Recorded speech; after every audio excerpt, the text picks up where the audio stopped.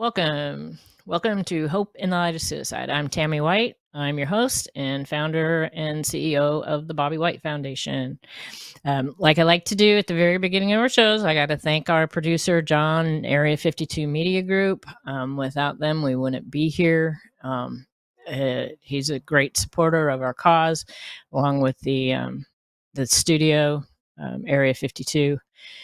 And also, I want to welcome our new tech behind the scenes today, Joseph. So we've got things ready to roll. So, and also, of course, our sponsor, DeLynn Gaston with the mortgage firm.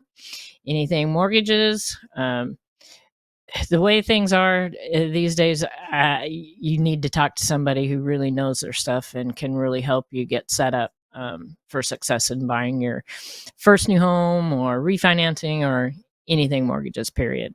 She's the gal. So big kudos and thank you to all of them. So first, I think I'm just going to remind everybody our support groups are really coming along. And so our next support group meetings is in March. So the Spring Hill group meets at the Nami Hernando office, and that will be March 12th. And then the Newport Richey group or Port Richey group will meet on March 20th, and that's at the Oasis Coffee Spot. So there's, you don't have to sign up. There's no fee. It's free. Just show up and we'll welcome you. Everything in these meetings are confidential. It's tough sometimes to come to these meetings. But I tell you what, the meeting that we had, our last meeting in Spring Hill was great. And we had, a bunch of people, several people, were traveling this suicide journey. Some of us are in different stages of it. And just strangers coming together and helping each other. It was amazing to watch the support that everybody gave each other. I'm really really happy and pleased. I'm sorry that it's something that we have to do, but it's important because I know how we felt in the beginning of our grief and our journey through this, and there was nothing out there and nobody to help, and we don't want that for other people. So if people reach out, you're welcome to come, and it's like I said, it's confidential, it's supportive. I'm proud of our facilitators. Kathy, our main facilitator in Spring Hill, I co-facilitate for her, and then I'm the main facilitator for the Newport Richey one, and my friend Teresa Daniels, she's the co-facilitator for that. So we always have, well, usually, I can't say always, always have two facilitators. But just in case someone has, something come up, like our last Spring Hill group, Kathy had surgery on her ankle, and I hope she's doing better now. So I facilitated that group. And so anyway, so there's always going to be somebody there, and hopefully the majority of the time there'll be two of us to help support you and walk you through this journey. That's what we want to call it. It's a journey. It's a new journey. And in light of the journey, and this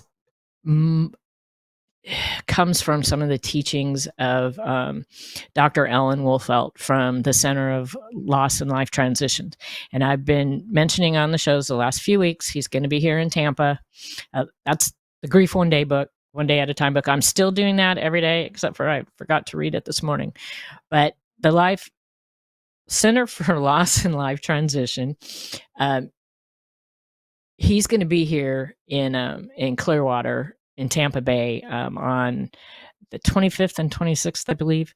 And that's the easiest way to do it. Call that number, and you do have to register. It's free. But I think space is going to be limited. Um, but he's really excellent. He's probably, to me, and he's one of the top grief experts in our country, and he does do suicide specific also, along with other grief, I'd say genres, but that's not really the right term. But he's a prolific writer. His works are really great. It's helped me a lot, and actually with him coming to our area next week, which I will be there. I wanted to go through again and started reading, because some of these books that we read, and at the beginning of when we started doing this show with my co-host Bonnie, we reviewed several books the first year and a half, and one of the books that we reviewed, and we kind of reviewed it, but we actually went through it with you, is the Wilderness of Suicide Grief: Finding Your Way. And this is available on his website under the bookstore. And I like the way that he helps lay out the journey of the suicide grief, and the wilderness thing kind of, it kind of, if you know me, it kind of goes with me. So anyways, but in this book, The Wilderness of Suicide Grief: Finding Your Way, he has come up with what he calls 10 touchstones. Touchstones of grief. Well, that's not really how it's. Well, kind of, I guess. So, anyways, it's a short book. I wouldn't recommend reading it all at once, because really, like if you do a touchstone at a time, so it'll take like 10 days, and read one touchstone chapter and just live with it, let it kind of sink in a little bit for a day, think about it. I think that's a good way to do it. And then you're going to come back to it. Like I've come back to this book probably, well, at least 3 times. And it's kind of like the way that we travel through the different levels of grief, or the different stages of grief, I'd say. It's not, our grief isn't linear. We may be at one stage in stage 1 or stage 2, and then go to stage 3, and then go back to stage 1. And, you're going to go back and forth. And this will probably go on for a really long time. Maybe as you get further out in your journey, such as I am, we're coming up on 9 years. Although sometimes I feel like I'm not that far out on my journey. I'm still way back in, like the first couple of years. But, that's just the way the grief journey works. But anyway, so I wanted to share with you and just briefly describe what each touchstone is. I don't know if we'll have time to get through all 10, but I'm going to do my best. So I'm not going to go into a whole lot of detail about each touchstone. But like I said, you can pick up this book on his website in the bookstore. It's not expensive. I'm going to get some more here for the library so that we can loan the books out locally here. So anyways, so he says, and I think I had highlighted some, but maybe I'm not. But one of the things for touchstone 1 is you need to be open to the presence of your loss.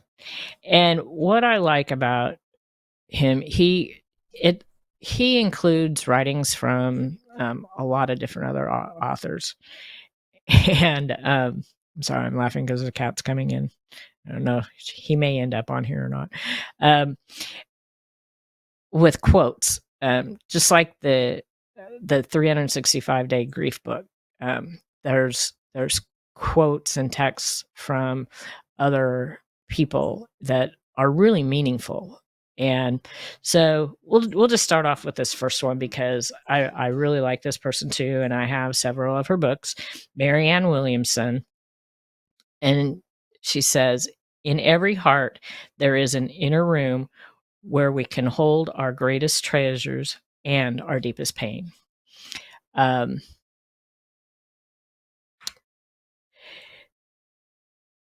yeah, and that's true.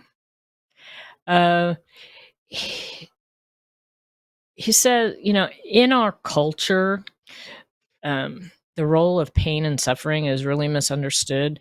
And when I saw him a couple of years ago, one of the things that he said, and I probably have mentioned it before, is that in our culture we have forgotten how to really grieve and mourn it.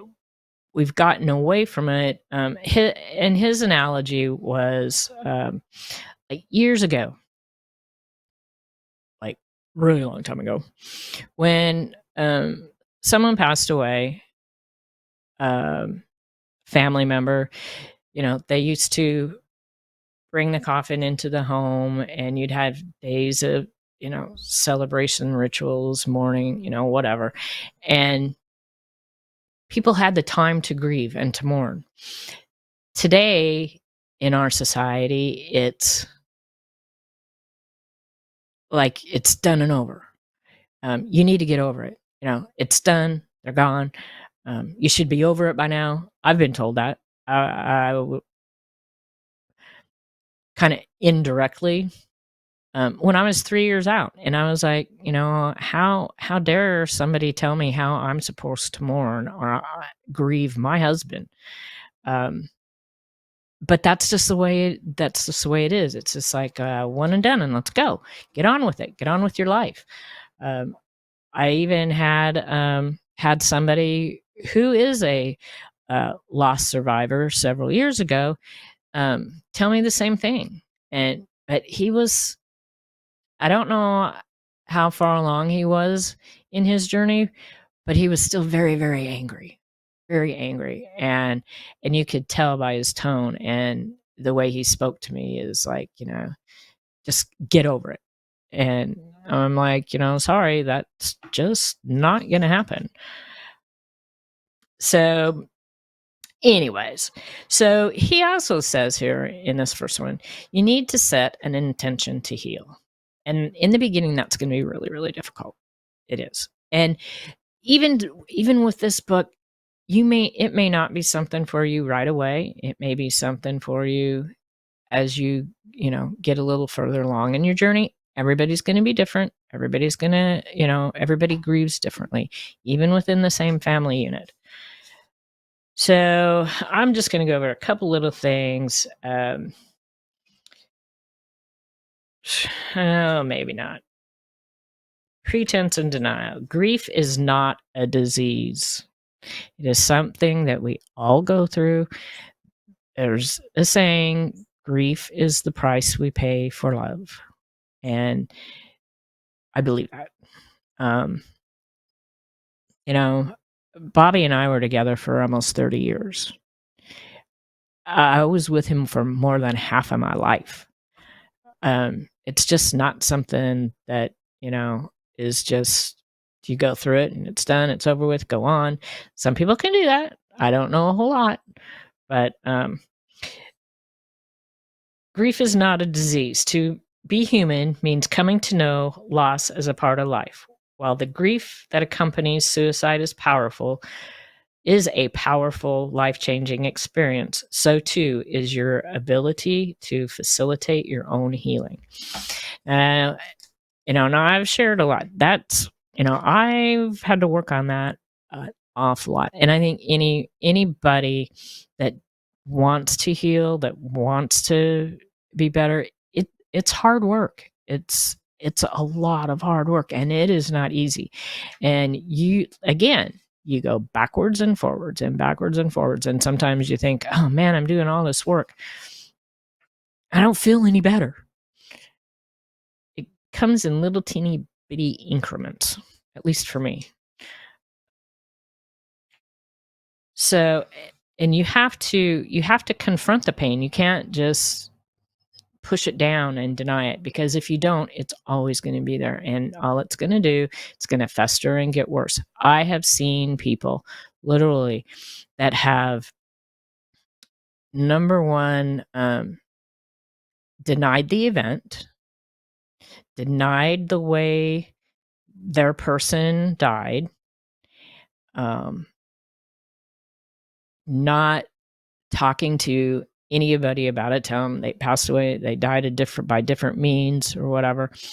And it physically takes a hold of your body and destroys you from the inside out.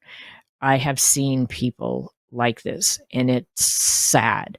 And the couple people that I have seen like this, we really hoped that they would have continued to reach out to us, but they haven't.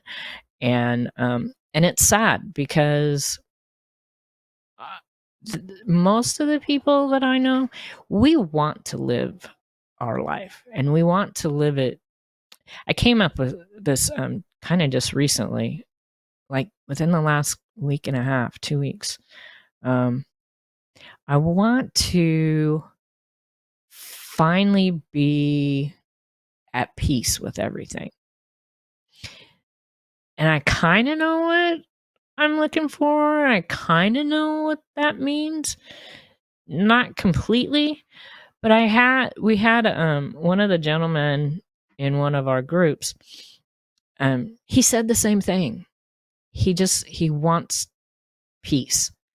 And he's fairly really super new on his journey. And I thought that was really profound of him. It took me almost 9 years to figure out, I want peace. I want peace within my life, and with the situation, and with my journey, and for others. I always come up with other things, other words, but this just kind of, and it was actually in the middle of the night when it happened. So I was like, that's it. Peace.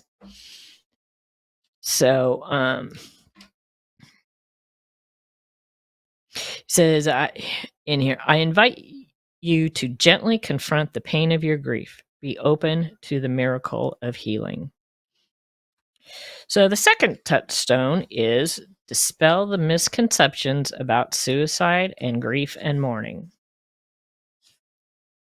Misconception. A misconception is a mistaken notion you might have about something. In other words, something you believe to be true that is not true. Misconceptions about grief are common in our society because we tend to not openly mourn or talk about grief and mourning. You can see how we'd have misconceptions about something as in the closet as suicide grief. Yeah, and that goes back to, there's still the stigma of suicide in our community, in society. It falls both on the person who died by suicide and on the lost survivors. It's still there. It's still, people have a hard time talking about it. Like I had mentioned last week, a friend was in crisis, and the majority of the people, they didn't reach out directly to him.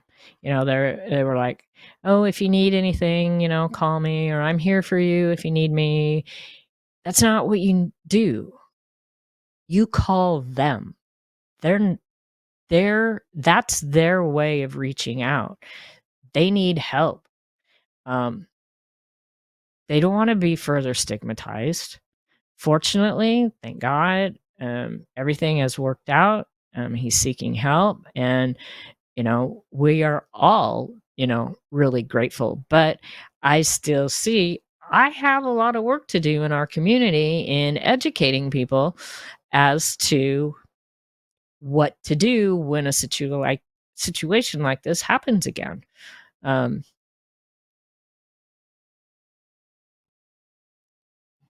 because it could have turned out very differently. Thank goodness it didn't. But we need to educate more and more people. And so if anybody out there seeing this, particularly locally, Tampa Bay area, Florida, I'll come and talk to any group and bring education and awareness to this, because you don't know what you don't know. We didn't know. Of course, nobody ever thinks that this is going to come to them and come to like I always say, eventually it's going to end up on your front door. And you can't put your head in the sand about it, because you just don't know. So you need to learn. You need to educate yourself and be aware, because maybe it's might not be a family member, maybe it's a friend, like it was with us recently. But misconception: grief and mourning progress in predictable, orderly stages. That's what I say. It's not a linear journey. It's back and forth, 2 steps forward, 3 steps back, 1 step forward, 3 steps minus. That's just the way it is. But if you're open to it, and it's a hard journey to travel. Believe me, I know. But it can be done. And again, like, if you're not here in Tampa Bay, Pasco, Hernando, or find a support group in your community. Try and find a support group that is suicide specific, because we have found that makes a tremendous difference. With your grieving process. Suicide specific support groups, we know exactly what you're going through. Ours is, and most are, I think, at least ours is, peer to peer. All the facilitators are lost survivors. Everybody that participates is a lost survivor. And I know, see, we're not going to get through it. And we used to do this anytime that we would go through these books. We would always run out of time. So, misconception: we can always determine the whys of a suicide death. And I think that is one of our hardest things, is the whys. I'd say most don't leave notes. We didn't have a note. I think the majority of the people that I have personally come in contact with, we don't know the whys. And the only ones that can tell us the whys are gone. And so that's one thing that we have to live with the rest of our lives, is the not knowing why.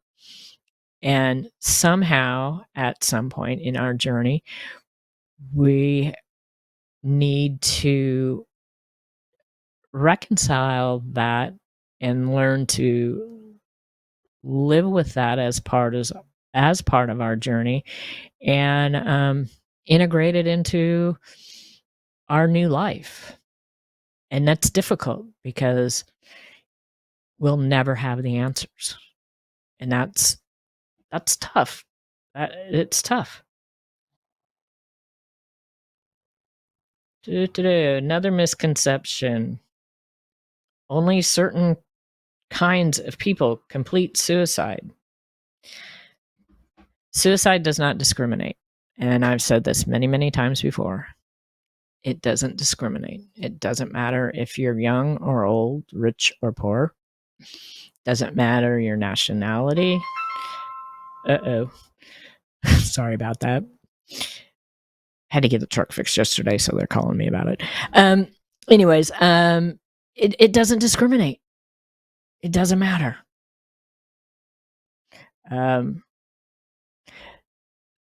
our two facilitators, they lost their teenage sons. My husband was 62. The age range, it just doesn't discriminate. Male, female, it doesn't discriminate. Misconception: only crazy persons complete suicide. Well, I think we can, at least the ones that I know, our people were not crazy. Misconception: tears of grief are only signs of weakness. Not true. Okay, so we only got through 2. So I'm going to continue with this, and next week will we next week? Maybe next week we will have information and update on the seminar, how the seminar went. I really want to try and get Dr. Wolfelt on here. I'm hoping that with meeting him again in person next week, we will be able to do that. Keep my fingers crossed. I think it would be really great. I want to thank Rooters. We had a tremendous fundraiser last Tuesday at Slice of Life Pizza. They're a great support for the Bobby White Foundation. So we're going to continue our Be the One too. And this is the second one. Be the one to be there. If your friend is thinking about suicide, listen to their reasons for feeling hopeless and in pain. Listen with compassion and empathy, and without dismissing or judging. We wanted to bring this series back because of what happened with our friend. And this is more education. You don't be afraid.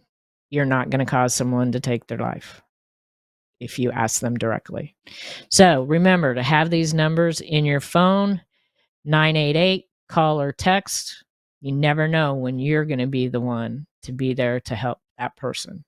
Because remember, there is always hope. Thank you.